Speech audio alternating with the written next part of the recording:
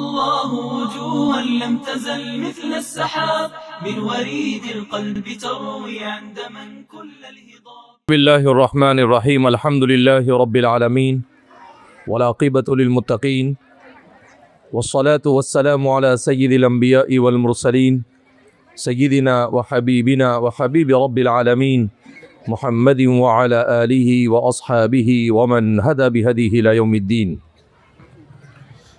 قال الله تبارك وتعالى في كتابه المجيد والفرقان الحميد: فأعوذ بالله من الشيطان الرجيم. بسم الله الرحمن الرحيم. طه ما أنزلنا عليك القرآن لتشقى إلا تذكرة لمن يخشى. وقال النبي صلى الله عليه وسلم: من حسن إسلام المرء تركه ما لا يعنيه، او كما قال صلی اللہ علیہ وسلم. برادران اسلام اور پردہ نشین خواتین، مائیں اور بہنیں، ہم اللہ رب العزت کا جتنا بھی شکر ادا کرے کم ہے کہ رب ذوالجلال نے مجھے اور آپ کو ایمان اور اسلام جیسی عظیم نعمت عطا فرمائی.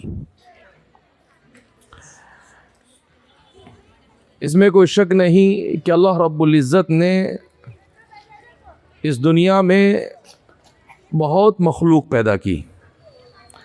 اللہ کی اتنی مخلوق ہے کہ آج تک اللہ کی مخلوق کو کوئی کاؤنٹ نہیں کر سکا، کوئی شمار نہیں کر سکا، کوئی فگر نہیں بتا سکا کہ روئے زمین پر اللہ کی مخلوق کی تعداد کتنی ہے. پرندے ہیں، درندے ہیں، چرندے ہیں، اور اتنی مخلوق کہ لا تعد ولا تحصى. مگر ہم دیکھتے ہیں کہ ایک انسان ہے جو ان ساری مخلوق سے بالکل نرالا. انسان جیسی اللہ کی کوئی مخلوق نہیں. انسان اللہ کی ایک یونیک مخلوق ہے. اللہ رب العزت کی ایک ایسی مخلوق ہے. اسی لیے قرآن کریم میں اللہ رب العزت ارشاد فرماتے ہیں: لقد خلقنا الانسان فی احسن تقویم. ہم نے انسان کو بہترین ڈھانچے میں تیار کیا. کیا مطلب؟ کہ اللہ نے انسان کو ایسا بنایا ہے کہ انسان کی ہر چیز بالکل موضوع ہے، یعنی ایسا بنایا جیسا وہ ہونا چاہیے.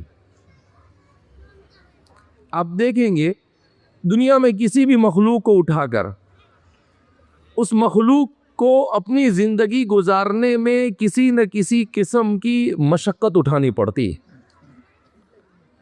چوپائے کو آپ دیکھیں گے، وہ چوپایا ہم بولتے ہیں، چوپایا یعنی 4 پاؤں والا، لیکن وہ چوپایا نہیں ہوتا ہے، وہ بھی 2 ہی پایا ہوتا ہے. 2 پاؤں ہوتے ہیں اور 2 ہاتھ ہوتے ہیں.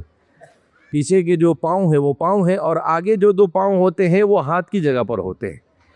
لیکن اللہ نے اس کو ایسا بنایا کہ چلنے کے لیے وہ 2 پاؤں سے نہیں چل سکتا ہے. اس کو کتنے پاؤں سے چلنا پڑتا ہے؟ 2 پاؤں اور 2 ہاتھ، چاروں استعمال کرنے پڑتے ہیں.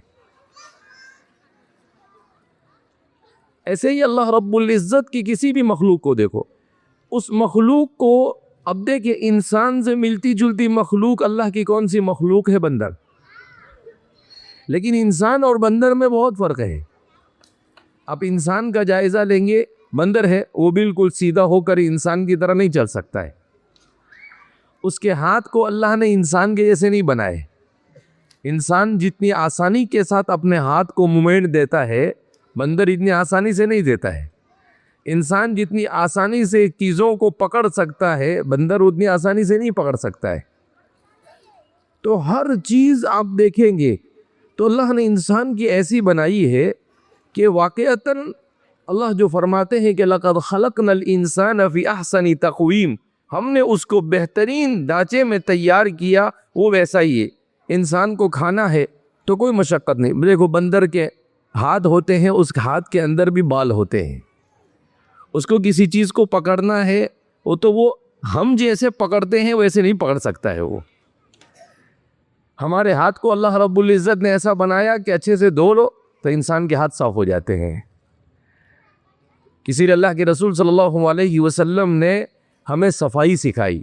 الطہارۃ شطر الایمان، پاکی آدھا ایمان ہے. اس لیے کہا کہ کھانے بیٹھو تو کھانے سے پہلے ہاتھ دھو لیا کرو. اب ہم لوگ اس کو سنت سمجھتے ہیں، بہت سارے لوگ ہاتھ بھی نہیں دھوتے ہیں. ایک مرتبہ میں ایک سفر میں تھا ہمارے والد صاحب کے ساتھ میں، آج سے 4-5 سال پہلے. تو فلائٹ میں بیٹھا تو انگلش اخبار وہاں پر رکھا ہوا تھا فلائٹ میں. تو میں نے کہا دیکھیں اس میں کیا ہے. تو اس میں دیکھا میں نے ایک جگہ پر لکھا ہوا تھا ہینڈ واش ڈے، ہاتھ دھونے کا دن. غالباً دسمبر میں آتا ہے، تو دسمبر کا مہینہ تھا تو ہینڈ واش ڈے. تو مجھے تعجب ہوا کہ یار یہ ہینڈ واش ڈے کیا ہوتا ہے. جب میں نے اس کو پڑھا تو اس میں یہ لکھا تھا کہ دنیا میں ہر سال ہزاروں انسان اس لیے مر جاتے ہیں کہ وہ کھانے سے پہلے ہاتھ نہیں دھوتے ہیں. وہ کھانے سے پہلے ہاتھ نہیں دھوتے ہیں. اب انسان کا ہاتھ ہے، کبھی دیوار پر لگایا، کبھی اپنے پاؤں سے لگایا، کبھی اپنے ہاتھ سے لگایا. تو انسان کا ہاتھ ہر جگہ پر، اب ہر جگہ سے جراثیم اس کے ہاتھ میں جمع ہوتے رہتے ہیں. اس میں وہ جو لکھا تھا وہ سنا رہا ہوں میں. تو وہ جمع ہوتے رہتے ہیں. اب آپ نے جب نہیں دھویا تو وہ سارے جراثیم آپ کے ہاتھ میں جمع تھے. اب آپ نے اسی ہاتھ سے کھانا شروع کر دیا تو وہ کھانے کے ساتھ وہ جراثیم بھی آپ کے پیٹ میں کیا ہو گئے؟ چلے گئے. اس میں کوئی مہلک قسم کا ایسا جرثومہ تھا جس کی وجہ سے آپ بیماری میں مبتلا ہوئے، اور اس بیماری کی وجہ سے انسان کو موت تک کے واقع ہو جاتی. انسان تو کیا واقع ہو جاتی ہے؟ انسان کو موت بھی واقع ہو جاتی ہے. تو اس میں لکھا تھا کہ دنیا میں لوگوں کو اس کی ہیبٹ نہیں ہے. اس کی وجہ سے ہم سال میں ایک دن مناتے ہیں ہینڈ واش ڈے. جیسے مدر ڈے، فادر ڈے بناتے ہیں، ایسے ہی ہینڈ واش ڈے بھی بناتے ہیں. اسلام میں مدر ڈے، فادر ڈے، یہ سب اسلام کے اندر میں اس کی کوئی حقیقت نہیں. کیوں؟ اس لیے کہ وہ کیا کرتے ہیں، پورے سال کے 365 دن ہیں، ان 365 دن میں ایک دن اپنی ماں کو جا کر پھول دے دیں گے، اور پھر پورا سال اس کو جا کے دیکھیں گے بھی نہیں. وہ بیمار ہے، اس کو کھانے کی ضرورت ہے، اس کو پینے کی ضرورت ہے، کچھ دیکھیں گے نہیں. ایک دن صرف اس کو جا کر پھول دے دیا، تھوڑا سا گفٹ دے دیا اور کہا کہ کیا ہوا، مدر ڈے بنا لیا.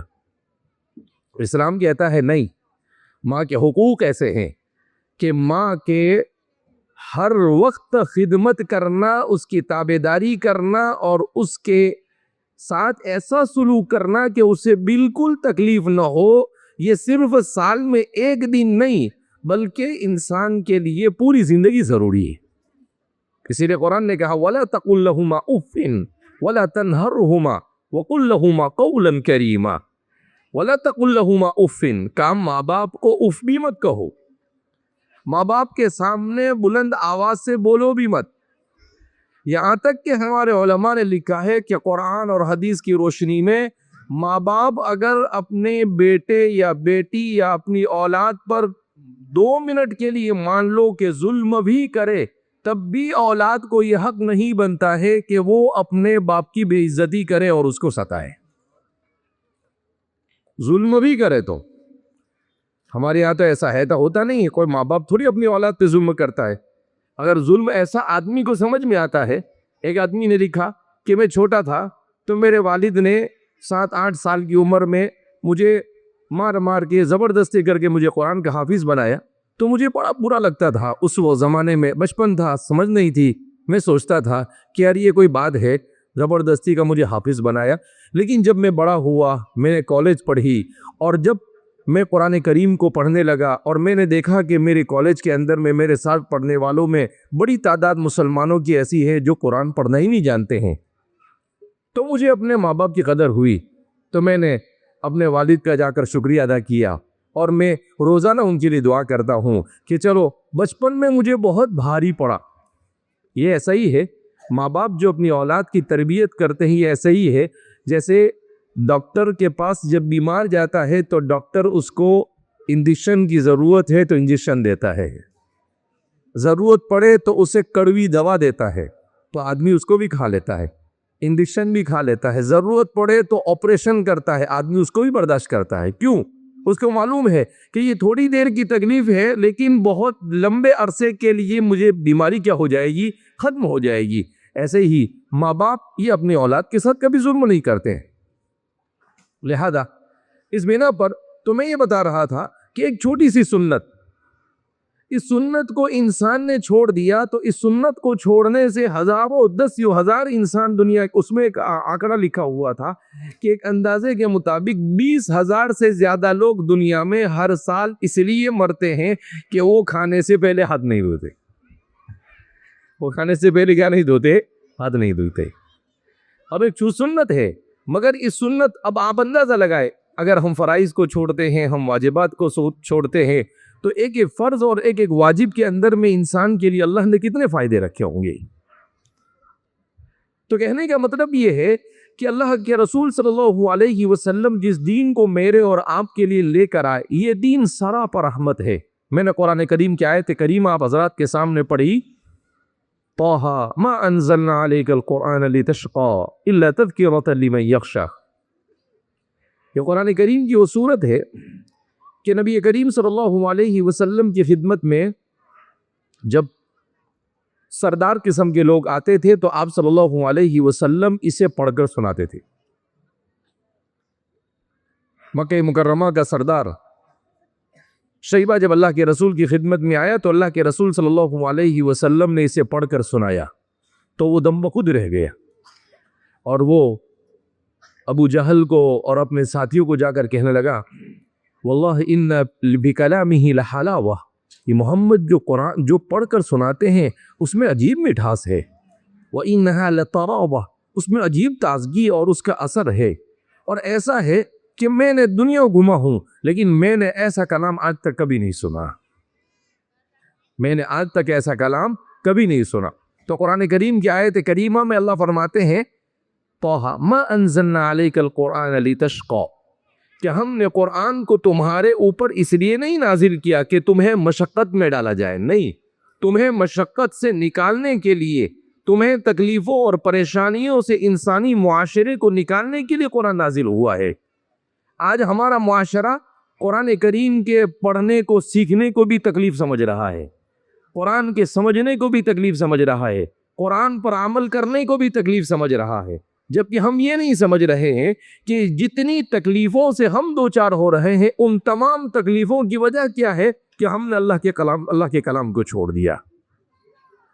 हज़रत मूसा अलैहिस्सलातु वस्सलाम से अल्लाह ने कलाम किया, वकल्लमल्लाहु मूसा तकलीमा, कि अल्लाह मूसा अलैहिस्सलाम से अल्लाह ने कलाम किया। जब अल्लाह के कलाम को मूसा अलैहिस्सलाम ने सुना तो मूसा अलैहिस्सलातु वस्सलाम के दिल में अल्लाह की मोहब्बत ऐसी जागी कि वो अल्लाह से कहने लगे, अरीनी, ए अल्लाह, मैं चाहता हूँ, आपको देखना चाहता हूँ, जिसका कलाम भी इतना प्यारा है वो ज़ात कितनी प्यारी होगी। तो अल्लाह से मुतालबा कर दिया, लेकिन दुनिया की आंख में इंसान अल्लाह को नहीं देख सकता है। अल्लाह ने कहा कि भाई हम वो पहाड़ पर तजल्ली करेंगे, अगर वो पहाड़ हमें बर्दाश्त कर सकता है तो फिर आप हमें देखेंगे।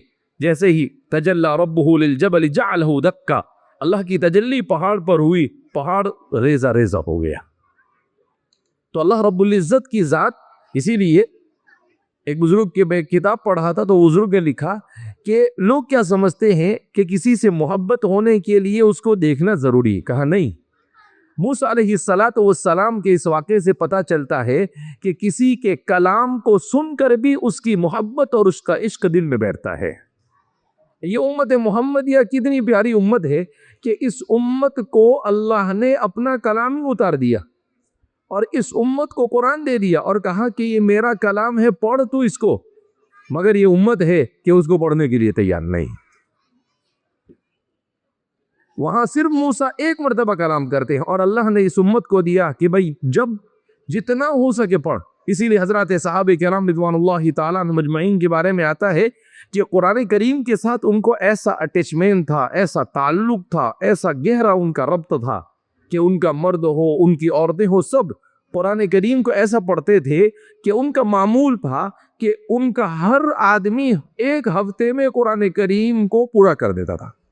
यानी उनके यहाँ ये तस्वुर ही नहीं था कि पूरा हफ्ता गुजर जाए और हमारा कुरान ख़त्म ना हो। اور ہمارے یہاں پر لوگوں کی زندگیاں گزر جاتی ہے، پھر بھی قرآن اٹھا کر پڑھنے کی توفیق نہیں ہوتی، اور ان کے یہاں تصور نہیں کہ ایک سنیچر سے دوسری سنیچر آئے گا، نہیں، دوسری سنیچر آئے اس سے پہلے تو قرآن ختم ہو جانا چاہیے۔ اسی لیے آپ دیکھتے ہیں قرآن کریم کے اندر میں منزلیں ہیں، تو یہ منزلیں کیا ہے؟ حضرات صحابہ کا قرآن کریم کی تلاوت کا معمول ہے کہ حضرات صحابہ ایک ایک منزل روزانہ پڑھا کرتے تھے۔ تو قرآن کریم کی کتنی منزلیں ہیں؟ 7 منزلیں ہیں۔ ایک منزل روز پڑھے تو 7 دن کے اندر میں قرآن کیا ہو جاتا ہے؟ پورا ہو جاتا ہے۔ تو قرآن کریم کو اللہ رب العزت نے میری اور آپ کی، ہمارے مردوں، عورتوں اور دنیا کے تمام انسانوں کے لیے اس لیے نازل کیا ہے تاکہ انسان اس کے بتائے ہوئے راستے پر چل کر اپنی دنیا بھی سنوار لے اور اپنی آخرت کی ہمیشہ کی کامیابی بھی حاصل کرے۔ دنیا کی کامیابی بھی قرآن کے ساتھ مضمر ہے۔ آپ کہیں کہ ہم تو دیکھ رہے ہیں کہ دنیا میں بہت ساری قومیں ایسی ہے کہ وہ قرآن نہیں پڑھتی ہے پھر بھی وہ کامیاب ہے۔ ہم نے کامیابی کس چیز کو سمجھا ہے؟ ہم نے کامیابی کس چیز کو سمجھا ہے؟ ہم نے کامیابی اس کو سمجھا کہ کوئی ہوائی جہاز بنا کر اڑنے لگا، ہم نے اسی کو کامیابی سمجھا۔ راکٹ بنا لیا اور اڑنے لگا، ہم نے اسی کو کامیابی سمجھا۔ کوئی چاند پر پہنچ گیا، ہم نے اسی کو کامیابی سمجھا۔ کسی نے بنگلہ بنا لیا، ہم نے اسی کو کامیابی سمجھا۔ کسی کو عہدہ مل گیا، عزت مل گئی، ہم نے اسی کو کامیابی۔ یہ کامیابی نہیں ہے۔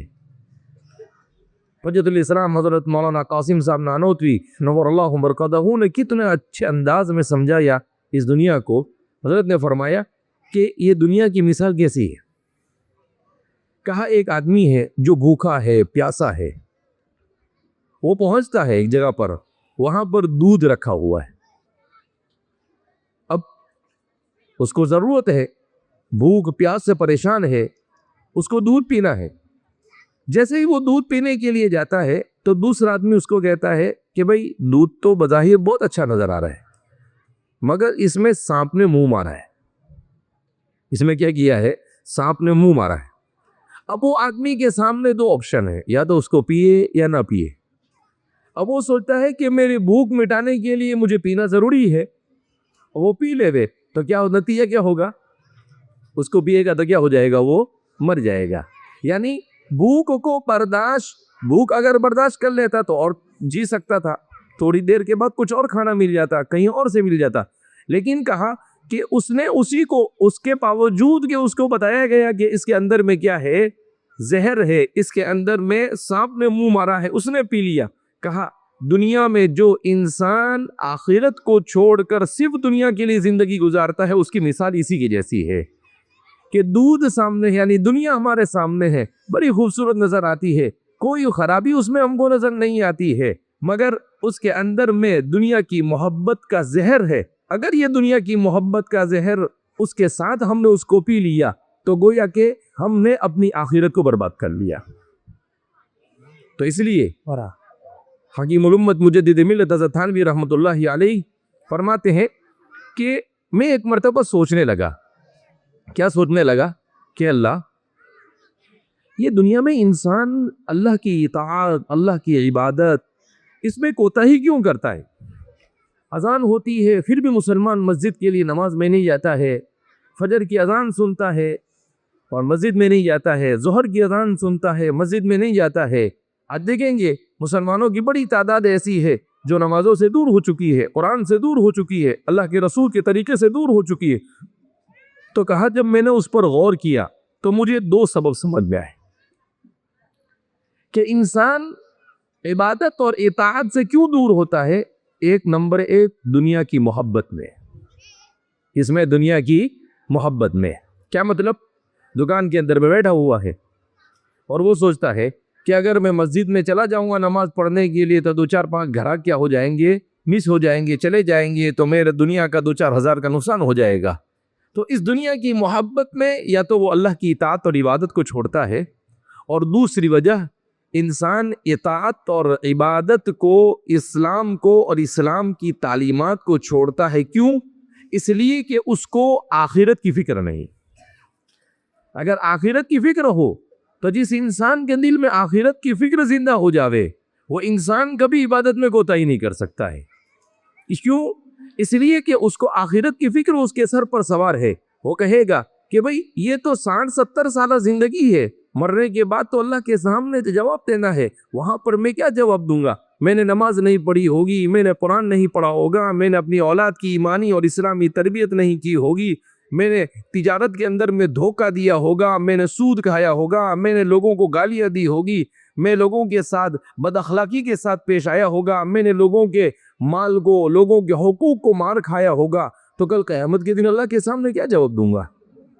تو فرمایا کہ آخرت کی فکر سے جب انسان غافل ہو جاتا ہے تو پھر وہ انسان عبادت سے دور ہو جاتا ہے. کہا یہی 2 وجہ ہو سکتی ہے, اس کے علاوہ کوئی تیسری وجہ نہیں ہو سکتی ہے. اب آپ کہے ایسا کیسے ہو سکتا ہے؟ جیسے انسان ہے فجر کی نماز میں کیوں سو رہا ہے, اذان ہوتی ہے, مؤذن کہتا ہے حی علی الصلاۃ, آؤ نماز کی طرف, کہا نہیں اٹھا 2 مرتبہ, پھر کہتا ہے حی علی الفلاح, آؤ کامیابی کی طرف, پھر بھی نہیں اٹھا, 4 بار ہو گیا, پھر وہ کہتا ہے الصلاۃ خیر من النوم, ارے بھیا اب تو اٹھ جا, نماز نیند سے بہتر ہے. کیا بولتا ہے وہ؟ نماز نیند سے بہتر ہے. لیکن آپ ہے کہ آپ مست ہے, آپ جبکہ اللہ آپ کو پیغام دے رہا ہے.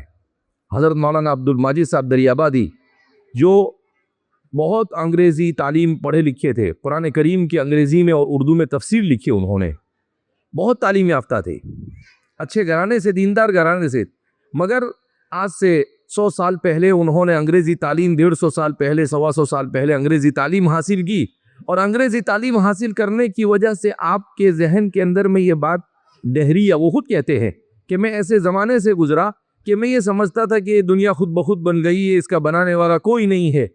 پھر اس کے بعد آہستہ آہستہ وہ صحیح راستے پر آئے, پھر اس کے بعد انہوں نے دین کو پڑھنا شروع کیا, تو ایسا دین کو پڑھا کہ قرآن کریم کے مفسر بن گئے. تو وہ کہتے ہیں کہ میں نے یہودیت کو پڑھا, میں نے عیسائیت کو پڑھا, میں نے بدھ مذہب کو پڑھا, میں نے ہندو مذہب کی تعلیمات کو پڑھا, میں مغربی تہذیب کو پڑھا, سب کو پڑھا, اور پھر اخیر میں میرے پاس جب اسلام آیا, خدا کی قسم اسلام سے زیادہ خوبصورت کوئی مذہب مجھے نظر نہیں آیا. اور پھر وہ فرماتے ہیں کہ کتنا پیارا مذہب ہے, اتنا اچھا مذہب ہے کہ آپ اگر کسی کے پاس سے گزر رہے ہیں تو آپ کو کیا تعلیم دیتا ہے کہ السلام علیکم ورحمۃ اللہ وبرکاتہ, اے میرے بھائی تجھ پر سلامتی ہو اور اللہ کی رحمت اور اللہ کی برکت تجھ پر نازل ہو. تو سامنے والا کیا جب دیا؟ وعلیکم السلام, ارے بھائی تمہارے اوپر بھی اللہ کی طرف سے سلامتی ہو, اللہ کی رحمت اور اللہ کی برکت ہو. کہا دنیا کے کسی مذہب کے اندر میں یہ گولڈن لائن آپ کو نہیں ملے گی. کہا کوئی اچھی چیز آپ کو نعمت مل گئی تو چیخنا, چلانا, سیٹی مارنا, یہ نہیں اسلام سکھاتا ہے. قرآن کریم میں تو اللہ فرماتے ہیں وَمَا كَانَ صَلَاتُهُمْ عِنْدَ الْبَيْتِ إِلَّا مُكَاءً وَتَصْدِيًا, کہ زمانے جاہلیت کے اندر میں یہ لوگ کعبۃ اللہ کا طواف کرتے تھے. تو کیسے طواف کرتے تھے؟ سیٹیاں بجاتے تھے, تالیاں بجاتے تھے. قرآن نے اس کو مقام مذمت میں بیان کیا, غلط چیز ہے. کہا کہ تالی بجانا اور سیٹی بجانا یہ انسانی تہذیب کے خلاف ہے. اور آج مغربی تہذیب کا ایسا حصہ بن گئی کہ تالی کے بغیر کوئی مجلس ہی ختم نہیں ہوتی ہے, سیٹی کے بغیر, تو یہ اوباشپن ہے. لیکن اسلام میں کیا سکھایا؟ اگر آپ کو کوئی نعمت ملی تو نعمت ملنے پر کیا کہا؟ الحمدللہ, تمام تعریف اللہ کے لیے. کوئی چیز آپ کو اچھی لگی تو کہا سبحان اللہ, آپ کو چھینک آئی تو کہا الحمدللہ, آپ چل رہے ہیں اور آپ اوپر کی طرف چڑھ رہے ہیں تو کہو اللہ اکبر, آپ نیچے کی طرف اتر رہے ہیں تو کہا سبحان اللہ. کہا ہر جگہ پر انسان کو ایسا ذکر سکھایا گیا کہ انسان اللہ کے ساتھ اپنے تعلق اور رشتے کو مضبوط کرے. کہا ایسا خوبصورت دین میں نے کبھی نہیں دیکھا اور نہ میں نے کہیں پر پڑھا. آج ہماری زندگیوں سے یہ ساری چیزیں نکل چکی ہے. یہ وہ لوگ ہیں جو مغربی تہذیب کو دیکھ کر, مغربی تہذیب کو پڑھ کر, سمجھ کر اور اس کی تکلیفوں کو برداشت کر کر اسلام کی طرف آئے. لہذا اس بنا پر سب سے بڑی ضرورت یہ ہے کہ ہمارے ماں باپ کی زندگیوں کے اندر میں دین آئے. جب تک کہ مسلمان اپنے گھر میں دین کو زندہ نہیں کرے گا, ہماری نسلوں, ہمارے جوانوں اور ہماری عورتوں میں دین زندہ نہیں ہو سکتا ہے. خود ماں باپ کو دیندار بننا پڑے گا. ماں باپ کے اندر میں دینداری نہیں آئے گی تو اولاد میں دینداری نہیں آ سکتی ہے۔ کیسی دیندار عورتیں اس زمانے میں ہوا کرتی تھی۔ ابھی حضرت امام احمد ابن حنبل کے حوالے سے ایک قصہ میں پڑھ رہا تھا، تو اس میں لکھا تھا کہ امام احمد ابن حنبل کے پاس ایک عورت آئی، اور عورت آ کر دیکھو اس زمانے کی عورتیں کیسی ہوتی تھی، اور عورت آ کر حضرت ان کے بیٹے حضرت عبداللہ ابن امام احمد ابن حنبل وہ فرماتے ہیں کہ وہ میرے والد سے سوال کرنے لگی۔ کیا پوچھنے لگی کہ امام صاحب ایک مسئلہ ہے۔ کہا جی بہن بتاؤ کیا مسئلہ ہے؟ کہا میں روئی کا کام کرتی ہوں، تو آج رات میں ایسا ہوا کہ میں اپنے چراغ کے اندر میں بیٹھ کر روئی کا کام کر رہی تھی، چراغ بند ہو گیا، اتفاق سے سرکاری افسر وہاں سے گزر رہا تھا، اس کے ساتھ لائٹ تھی، تو بہت دیر تک وہ میرے محلے میں کھڑا رہا، تو میں نے روئی کاٹنے میں اس کی جو لائٹ تھی اس لائٹ کو اس کو پوچھے بغیر استعمال کر لیا۔ تو یہ جو روئی ہے، اس روئی کا کیا حکم ہے؟ کیا کروں میں اس روئی کو؟ کیا میں اس روئی کو بیچ سکتی ہوں، اس کو استعمال کر سکتی ہوں یا نہیں کر سکتی ہوں؟ کیا کروں میں؟ تو امام احمد بن حنبل نے کہا کہ بہتر تو یہ ہے کہ تم اس روئی کا صدقہ کر دو۔ اچھا، وہ عورت آگے بولتی ہے کہ اس لیے کہ یہ سرکاری لائٹ ہے، اور جو سرکاری لوگ ہوتے ہیں ان کی آمدنی مشتبہ ہوتی ہے، ان کی آمدنی حلال ہوتی نہیں ہے، تو مجھے اس لیے ڈر لگ رہا ہے کہ کہیں ایسا نہ ہو کہ اس سے کمائی ہوئی حرام غذا میرے پیٹ میں اور میری اولاد کے پیٹ میں چلی جائے اور اس کی نحوست ہمیں دنیا اور آخرت میں اٹھانی پڑے۔ تو کہا اس لیے میں آپ سے سوال پوچھنے آئی ہوں۔ تو امام احمد بن حنبل نے کہا کہ بھئی بڑی متقی پرہیزگار عورت ہے، آپ اس کو یہ مسئلہ بول سکتے تھے کہ بھئی جتنی روئی آپ نے اس وقت کی ہے اتنی روئی آپ صدقہ کرو، لیکن آپ نے کہا کہ بہتر یہ ہے کہ بری روئی صدقہ کر دو۔ امام احمد ابن حنبل کے صاحبزادے عبداللہ ابن امام احمد ابن حنبل فرماتے ہیں ہمیں تعجب ہوا، میں نے میرے والد سے کہا کہ آپ نے ایسا کیسا مسئلہ بتایا اس کو؟ تو کہا اس عورت کا تقوی اتنا زبردست تھا کہ میں اس کو ایسا نہیں کہہ سکتا تھا، اگر وہ دل فرض محال میں اس کو ایسا بھی کہتا کہ صرف اتنی روئی، تو وہ کہتی کہ مجھے تو سب مکس ہو گیا ہے، اس سے بہتر ہے کہ میں سارا ہی روئی صدقہ کر دوں، اس لیے میں نے اس کو یہ مسئلہ بتایا۔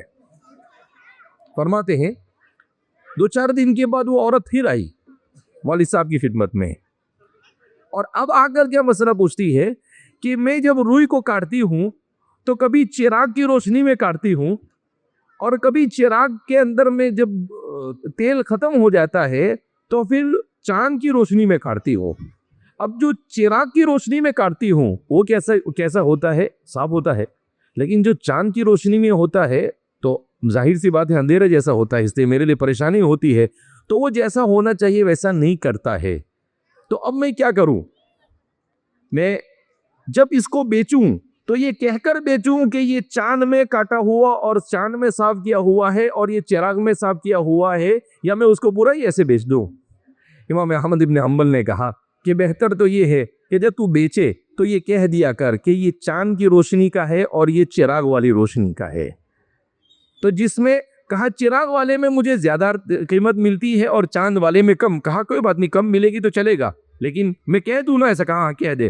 امام احمد ابن حنبل کے صاحبزادے فرماتے ہیں پھر اس کے بعد میں نے کہا کہ بھائی یہ کون ہے اتنی بڑی متقیہ عورت؟ کیسے کیسے لوگ ہیں دنیا میں، اللہ اکبر، ایسی عورتیں بھی ہوتی ہے۔ میں نے اس عورت کا پیچھا کیا، میں دیکھوں یہ کون ہے، پھر میں نے دیکھا کہ وہ حضرت امام بشر حافی کے گھر میں داخل ہوئی۔ بہت بڑے بزرگ گزرے ہیں بشر حافی، ان کو بشر حافی کہتے ہیں۔ اللہ کے خوف سے انہوں نے اپنے پاؤں میں چپل پہننا چھوڑ دیا اور پوری زندگی کبھی پاؤں میں چپل ہی نہیں پہنا۔ تو بشر حافی، تو پتہ چلا کہ وہ بشر حافی کی بہن تھی۔ تو جب عورتوں کی زندگی کے اندر میں اس اعلیٰ درجے کا تقوی آتا ہے تو امام احمد اور بشر حافی اور ایسے لوگ پیدا ہوتے ہیں۔ اس لیے ہماری عورتوں کو اپنے دین کو سیکھنا، اپنی اولاد کو دین سکھانا، ہمارے جو والدین ہیں ان کو اپنے اولاد کے ایمان اور اسلام کی فکر کرنا، ان کی تربیت کی فکر کرنا بہت ضروری ہے۔ یہ تو اللہ رب العزت کا بہت بڑا احسان ہے کہ اللہ نے یہ مکاتب ہمیں دیے کہ اس مکاتب کی روشنی میں ہم اپنے بچوں کو قرآن پڑھا دیتے ہیں، دین سکھا دیتے ہیں۔ آج دنیا کے اندر میں کتنے ملک ایسے ہیں کہ پورے ملک میں مسلمان ہونے کے باوجود بھی آپ کو کوئی قرآن پڑھنے والا نہیں ملے گا. میں نے خود دیکھا ہے، حرم میں ایسے لوگوں سے میری ملاقات ہوئی ہے کہ عرب ہے. کون ہے؟ عرب، ان کی زبان عربی. میں قرآن پڑھ رہا تھا تو وہ مجھے پوچھنے لگے، جب میں قرآن پڑھتے پڑھتے فارغ ہوا تو مجھے پوچھنے لگے میرا ہی نام تھا، آپ کہاں سے ہیں؟ تو میں نے کہا ہندوستان سے. جب میں بہت چھوٹا تھا، پہلی دوسری مرتبہ گیا تھا، تو کہا اتنا اچھا قرآن آپ کے یہاں پڑھایا جاتا ہے؟ میں نے کہا ہاں. تو میں نے کہا آپ کہاں سے؟ تو بولے ہم سیریا سے. میں نے کہا آپ تو عرب ہے، آپ کے یہاں تو بہت اچھا قرآن پڑھایا جاتا ہوگا. تو وہ 65-70 سال کی عمر کے بوڑھے تھے، وہ رونے لگے اور کہنے لگے مجھے قرآن پڑھنا نہیں آتا ہے. کیا بولا انہوں نے؟ مجھے قرآن پڑھنا نہیں آتا ہے. یہ ہمارے مکاتب جو ہے یہ بڑی اہمیت کے حامل ہے، ہم اس کو ہلکا نہ لیں. ہمیں اپنے ان مکاتب کو، اپنے ان مدارس کو مضبوط کرنے کی ضرورت ہے. خدا کی قسم یہ مکاتب اور مدارس نہیں رہے تو ہمارا دین بھی نہیں بچ سکتا ہے، ہماری نسلوں کا ایمان بھی نہیں بچ سکتا ہے، جو ہماری سب سے قیمتی چیز ہے. لہذا اس بنا پر مکاتب کے ان جلسوں کو ہم کو اہمیت، اور اپنے بچوں کو مکاتب میں بھیجنا، اپنے بچوں کو دین سکھانا، اس کی فکر کرنی چاہیے. ہمیں اپنے گھروں میں بھی ماحول بنانا چاہیے کہ ماں یہ کہے کہ باپ کو کہے کہ اذان ہوئی چلو جاؤ مسجد میں جا کے نماز پڑھو آپ، کیونکہ ماں ہوم منسٹر ہے نا، تو ہوم منسٹر کا کام ہے یہ سب کچھ کرنا. باپ فائنینس منسٹر ہوتا ہے تو اس کا کام ہے کہ وہ حلال کما کر اپنی اولاد کو حلال کھلا کر ان کی دین کی تعلیم کی فکر کرے. صرف دنیا کی فکر کر کے کچھ نہیں ہونے والا ہے. بہرحال اللہ رب العزت ہم سب کو دین کی صحیح سمجھ عطا فرمائے، دین کے ساتھ والہانہ تعلق نصیب فرمائے، قرآن کریم کے ساتھ والہانہ تعلق نصیب فرمائے. اور اللہ رب العزت ہمارے جن بچوں نے قرآن کریم کا ناظرہ ختم کیا ہے، اللہ ان سب کو قرآن کریم کو حافظ بننے کی بھی توفیق مرحمت فرمائے. قرآن کریم کا حافظ بننا بہت بڑی نعمت ہے. حضرت اورنگزیب رحمۃ اللہ علیہ کے بارے میں آتا ہے کہ ان کے والد ایک مرتبہ رونے لگے تو اورنگزیب رحمۃ اللہ علیہ نے پوچھا کہ کیوں رو رہے ہو؟ تو اورنگزیب کے بیٹے حافظ ہو گئے تھے.